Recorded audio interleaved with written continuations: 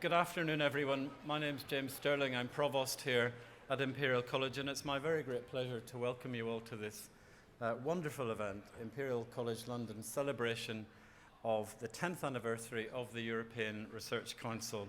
And as always, a special welcome to our external guests and, of course, to our guest of honour, the ERC President, Professor Jean-Pierre Bourguignon, who has very graciously agreed to come and spend the day with us and to lead our celebration.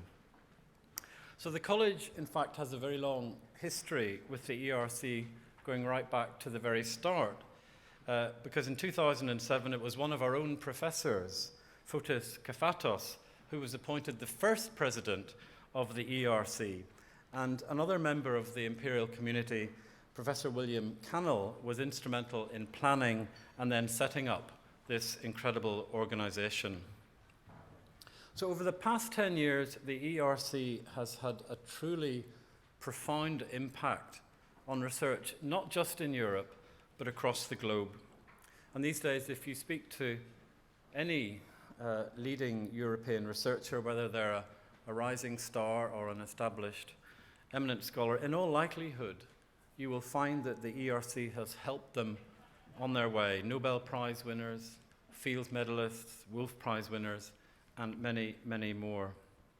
And in the UK, and I'm sure it's true in other countries too, it's interesting how within just a few short years, the ERC Awards, with their relentless focus on supporting excellence wherever it is found, have become the de facto gold standard against which researchers benchmark themselves.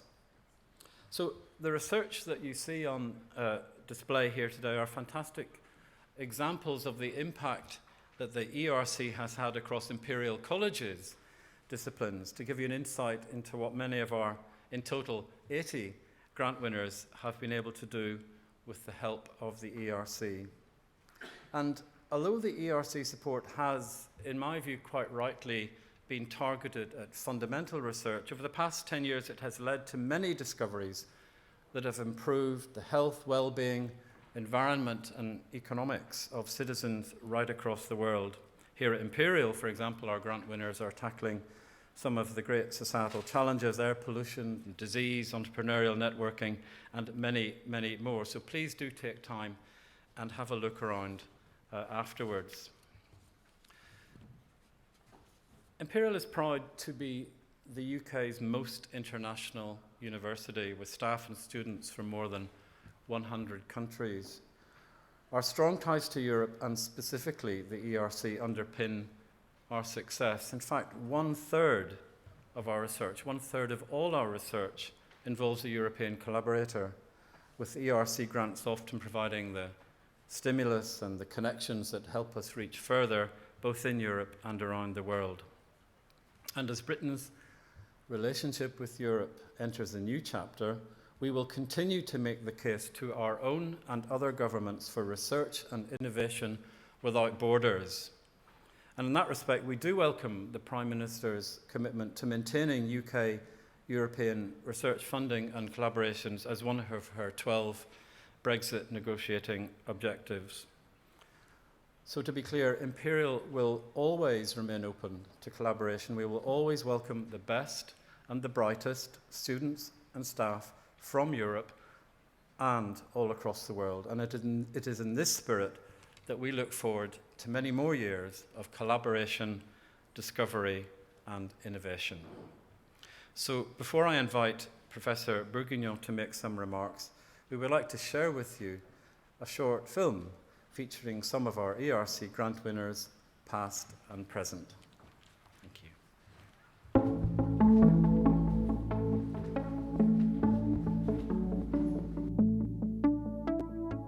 My ERC grant is to investigate the long-term effect of bariatric surgery. We're trying to use very, very powerful lasers to create matter under really high pressures and densities, and then use very, very short flashes of X-rays to probe these extreme conditions. These pressures are so high that they're normally only found in the center of stars or planets. What we study is the problem of heart muscle cell number, because in the heart attacks or chronic heart failure states, heart muscle cells die, and they're not replaced in significant number by new cardiac muscle cells. The motivation for my research is reducing NOx emissions from gas turbines, so aeroplane engines and power stations. NOx emissions cause air pollution. We're aiming to build the first ever map of the brain connectivity in early childhood. ERC grants are very important, particularly for younger, earlier career stage investigators. The ERC grant has been completely crucial because it gives you so much freedom in terms of the way you can do your science, how you can be more creative. It allowed me to provide continuity to the people working on the research, and it also allowed me to release my time, so I avoided distractions from other non-research related commitments, and it allowed me to take risks. It's really important to understand how the world and the universe works, but also because it leads to really important discoveries and developments that have a real impact on society. I like thinking big. I like thinking that maybe I have got the ability, I of course with a team, to solve one of the world's greatest problems. When you don't know things and you have tools that you can use to discover, and then you find something out and you're the first person to know something, it's amazing. It's a fantastic mechanism. It delivers substantive career-changing funding to investigators at each stage of career progression. In our institute, we have 7 investigators that have ERC grants, and I think the work that's being done with those ERC grants is truly outstanding and probably brilliant. I'd like to thank ERC for this great opportunity. I'd like to thank the ERC so much for the support they've given me. Thank you very much. This has been a career-changing grant and by far the best grant I've ever had. Thank you, and please continue working as you are. I believe in the ERC and its mission, and it's doing a terrific job. I'd like to say thank you to the ERC. I wouldn't be able to do this really important research without you.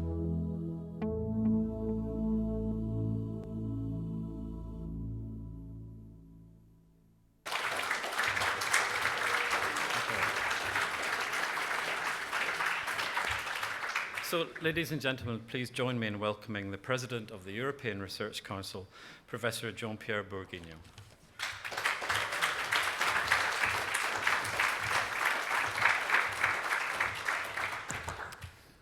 Thank you very much for this very warm welcome. It's a bit difficult for me to speak after what we saw, because it's true that I'm taking part in a number of celebrations of ERC10th anniversary, which for us, of course, is a very, very important moment in the life of the institution. But this one is very special. So thank you very, very much. For me, having opportunity of meeting scientists is really what makes my job really fantastic. And of course, this here was even more than I usually have. So my great thanks.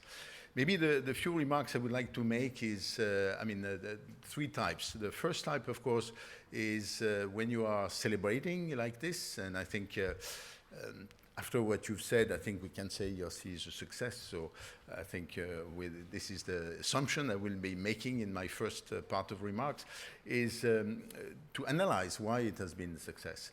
And maybe for some of you know that getting the ERC off the ground was not easy. It was a long struggle. It took quite a number of years, and really many people contributed very much. The name of Professor Kafatos was mentioned. He was one of the creators of ERC, and I must say that I'm a mathematician, but we should be very grateful to the biology community, which played a very crucial role in really fighting to get ERC off the ground. And of course, Professor Kafatos was one of them. But of course, after that, it was finally done. It was not so easy because it required really changing the treaties, and you know changing treaties is always a very, very complicated business. But it was done, and it was done through an interesting alliance between different kinds of people. Of course, scientists, they were the ones who really were fighting, but also some political people. Some political people played a very crucial role in this, and also some people from the European Commission.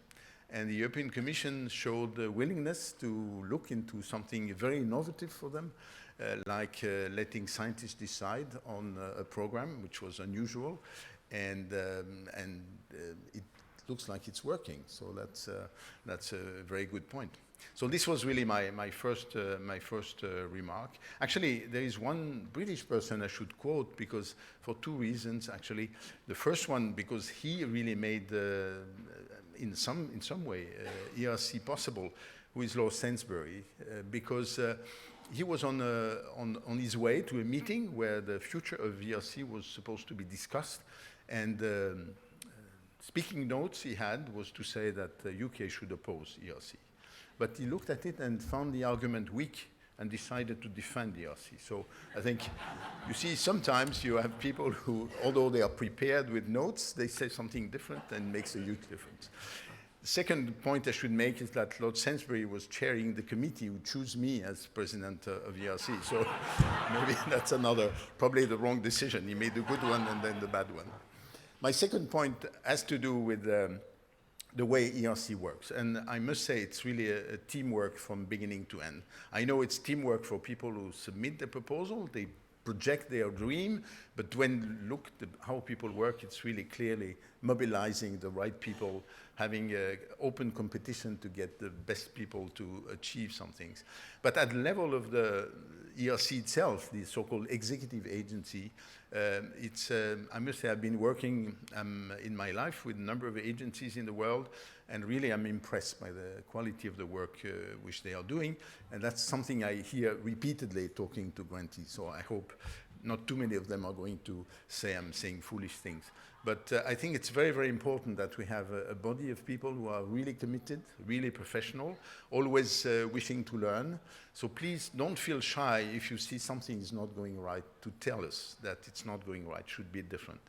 And last group, which I should not forget, is of course the members of the Scientific Council, because being a member of the Scientific Council is a hard job. People have to work quite a lot, and therefore it's always something we are welcoming new people all the time as members of the Scientific Council.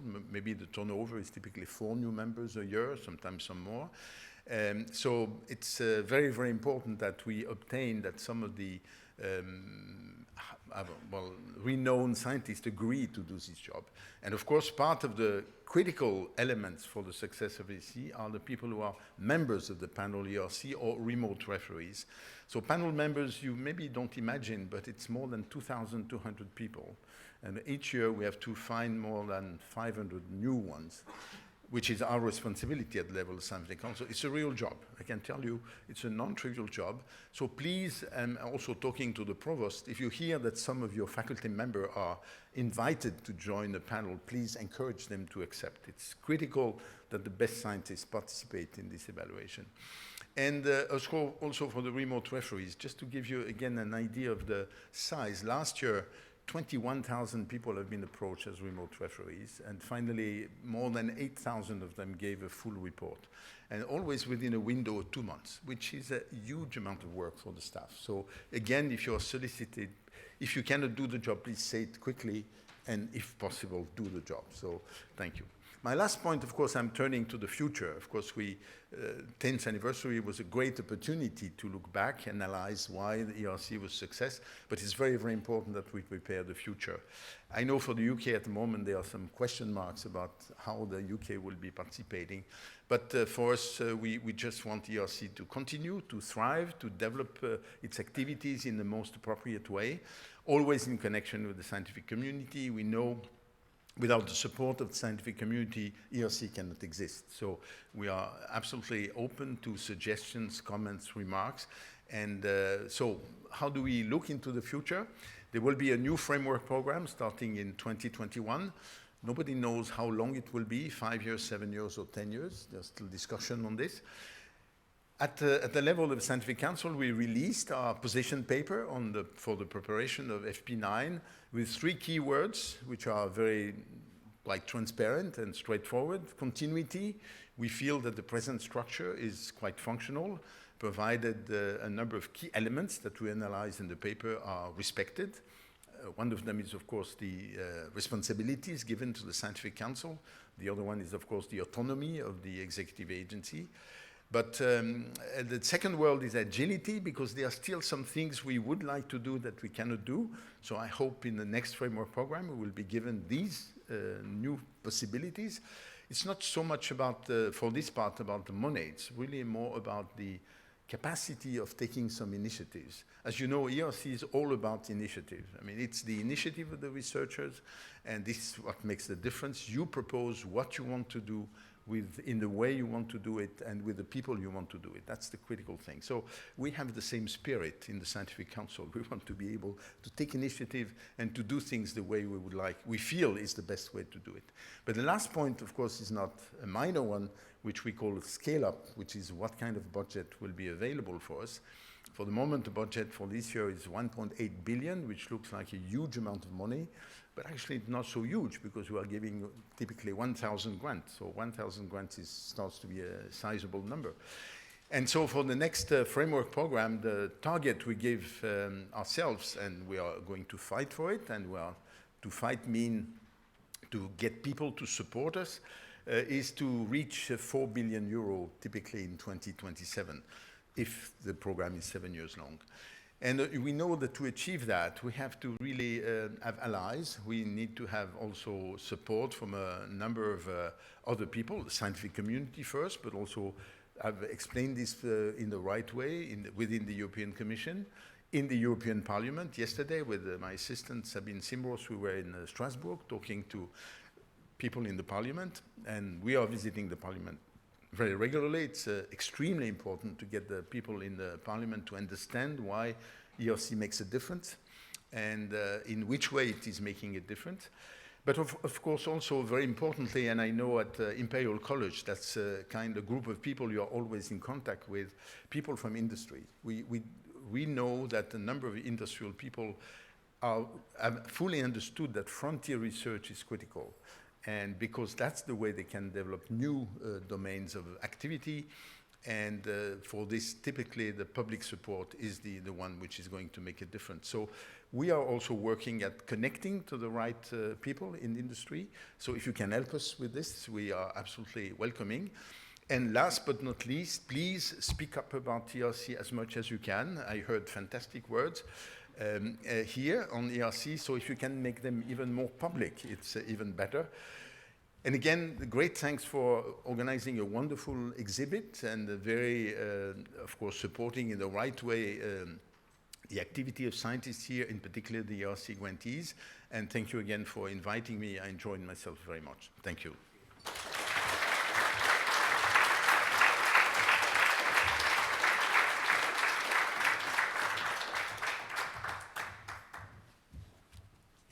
Thank you, Jean-Pierre, for those inspiring words. Clearly a very bright future ahead for the ERC. We absolutely have to be part of it. Thank you. I'd now like to welcome my colleague, Professor Molly Stevens, to say a few words about how the ERC has supported her career at Imperial. Molly.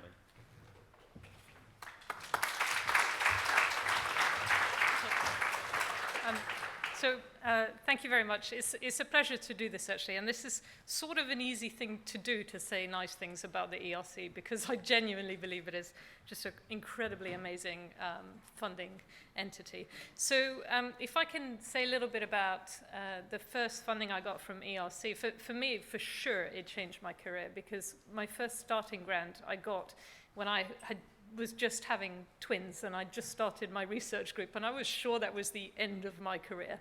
And luckily, I got the ERC, and it gave me the flexibility when I came back to work to actually get on with some projects and do some amazing creative work. And actually, there's been massive flexibility for me within that grant. I obviously had proposed some nice work that got funded, but I think I've ended up doing all sorts of different stuff as well, and the ERC doesn't seem to have minded that. They seem to have liked the fact we've done other things and published nice papers. And we started the first ERC starting grant. I called it Natural, and it was all about using biological mimics to make artificial materials for biosensing for regenerative medicine. And we were working within bone and also some applications within HIV.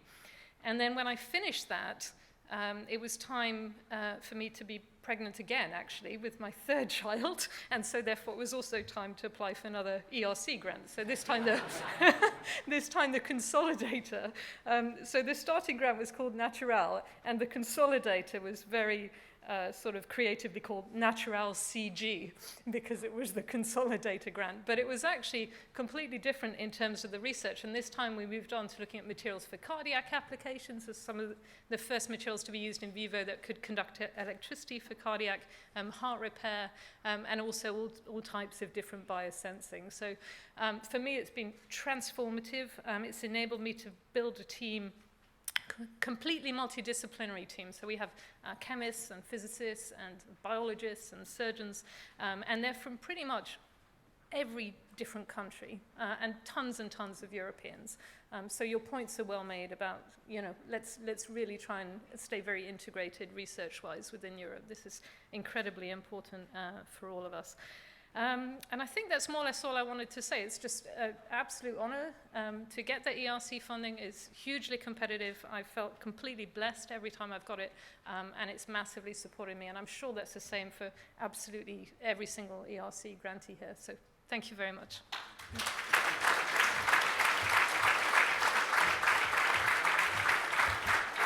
So thank you very much, Molly. That brings to an end the formal part of the proceedings. Please do stay and enjoy the refreshments, and particularly enjoy having a look around the exhibits. But before I finish, I would like just to thank those who've made today's event possible, my colleagues Nick Jennings, Amanda Wildhuisen, and Carol Mead. So a big thank you to them for this fantastic event. Thank you.